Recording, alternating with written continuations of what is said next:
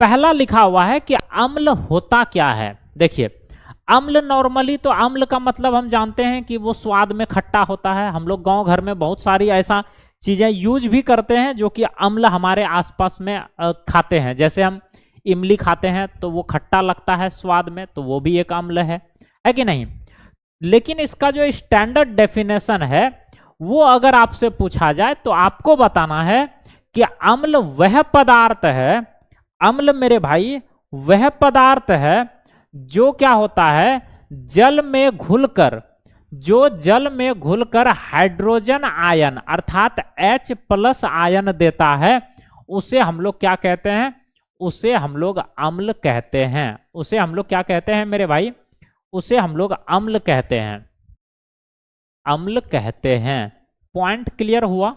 आप लोगों को नहीं समझ में आया ना? आइए ध्यान से इसका जो है हम लोग एग्जाम्पल के माध्यम से समझने का प्रयास करते हैं कि अम्ल होता क्या है। बोला अम्ल वह पदार्थ है जो जल में घुलकर हाइड्रोजन आयन देता है। मतलब एक ऐसा पदार्थ जिसको हम पानी में मिलाएंगे तो वो हाइड्रोजन आयन प्रदान करेगा। फॉर एग्जाम्पल हम बात करते हैं HCl की। इसको हमने क्या किया मेरे भाई, जल में मिला दिया। अब HCl हाइड्रोक्लोरिक अम्ल होता है और इस अम्ल को हमने क्या किया, जल में मिला दिया। अब जैसे जल में इसको मिलाए तो ये क्या हो गया, दो अलग अलग पार्ट में टूट गया। हाइड्रोजन जो प्लस है, हाइड्रोजन आयन अलग हो गया और एक होता है क्लोरीन Cl, ये हमारा नेगेटिव आ गया। तो यहां से हमें क्या पता चला कि वह पदार्थ जो जल में घुलकर अलग अलग एक हाइड्रोजन आयन प्रदान कर दिया, तो जो हाइड्रोजन आयन प्रदान करेगा वो हमारा हो जाएगा अम्ल। पॉइंट क्लियर हुआ? इसी प्रकार से और भी आप एग्जाम्पल रख सकते हैं, जैसे H2SO4, H2SO4 इसको भी हम क्या करेंगे मेरे लाडलो, जल में मिलाएंगे तो ये भी दो अलग अलग पार्ट में खंडित हो जाएगा और ये भी क्या क्या प्रदान करेगा, तो ये भी हमारा हाइड्रोजन आयन प्रदान करेगा। ये भी मेरा क्या हो जाएगा मेरे भाई, हाइड्रोजन आयन प्रदान करेगा। और साथ ही साथ जो SO4 रह गया मेरे लाडलो, SO4 रह गया, SO4 जो है निगेटिव में आ जाएगा। तो हम यहाँ पे लिखेंगे प्लस का SO4 और ये दो निगेटिव आएगा, 2 निगेटिव आएगा। तो इससे क्या पता चला कि ये भी हमारा क्या है मेरे भाई, ये भी हमारा एक एसिड है। ये भी हमारा एक क्या है, एसिड है। उम्मीद करते हैं कि आपको अम्ल के बारे में सारी जानकारी पता चल गया होगा। देखिए अब आता है दूसरा नंबर में क्षार। क्षार क्या होता है, जिसको क्षारक भी बोलते हैं, इसको अंग्रेजी में बेस बोला जाता है। क्षार क्या होता है, तो क्षार वह पदार्थ होती है जो जल में घुलकर क्या देता है मेरे भाई, जो जल में घुलकर मेरे भाई हाइड्रोजन हाइड्रोक्साइड आयन मतलब OH- आयन देता है। OH क्या होता है मेरे भाई, OH- आयन जो देता है उसको हम लोग कहते हैं क्षारक।